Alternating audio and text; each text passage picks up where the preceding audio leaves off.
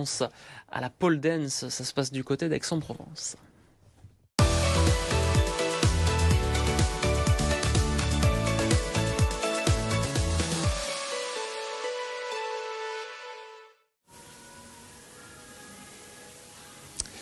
On a rendez-vous sur BFM Marseille-Provence dans une salle un petit peu particulière. Vous le voyez autour de moi, je suis dans une salle de pole dance. Donc on commence la semaine de façon sportive, justement avec Alix. Bonjour, le pole dance, qu'est-ce que c'est ?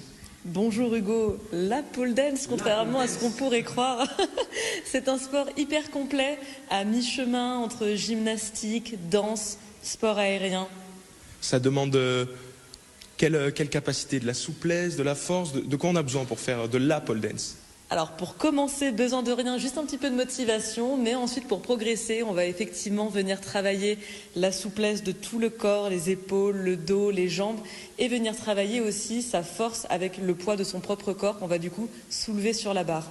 C'est un sport qui est compliqué physiquement, ça demande de la force, mais c'est aussi très visuel.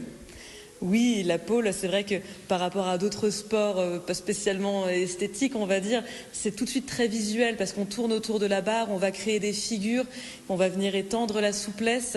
Donc oui, on peut dire que c'est un sport qui est très attractif visuellement. Et c'est un sport qui s'adresse plutôt aux femmes, aux hommes, comment on est là-dessus ? Très bonne question. C'est vrai que la population majoritaire, c'est surtout un public féminin, mais de plus en plus, il y a des hommes qui poussent la porte d'un studio de pole dance, qui viennent travailler leur force. Et en fait, ça ressemble beaucoup à ce qu'on voit maintenant, tout ce qui est street workout, calisthénie. Et du coup, il y a de plus en plus d'hommes qui viennent faire de la pole parce que ça vient travailler la force, en fait, comme n'importe quel autre sport. Et on s'éloigne un petit peu des clichés de la pole uniquement pratiquée par les femmes. Merci beaucoup Alix, et justement ça demande de la force, et pour faire de la pole il faut s'échauffer. Justine, une des professeurs de ce studio, est en train de s'échauffer. Bonjour Justine, quel muscle vous êtes en train de travailler? Là je vous vois toute contorsionnée. Bonjour, en fait là je suis en train de travailler ma souplesse dans tout le corps, que ce soit les jambes, les épaules, les bras, la torsion du buste. Donc, vraiment un peu de tout. C'est obligatoire de s'échauffer avant de la pole? Complètement, on évite de se blesser au maximum. C'est un sport qui recrute beaucoup de muscles et de gainage. Donc du coup, on passe par la mobilité, la souplesse, le renforcement musculaire et même un petit peu de cardio. Vous êtes quand même bien contorsionné. Ça fait combien de temps que vous faites de la pole? Moi, ça fait depuis 2018. Ok, donc sacrée expérience. Un petit peu. Est-ce que je peux avoir un petit tuto, une petite démonstration très rapide d'un petit échauffement? Je garde le micro, je me rapproche un peu de toi. Ici, on va venir engager les épaules avec des petits mouvements vers l'arrière. Donc ici, vraiment, on travaille l'articulaire et toute la mobilité des épaules, qui est super importante en pole.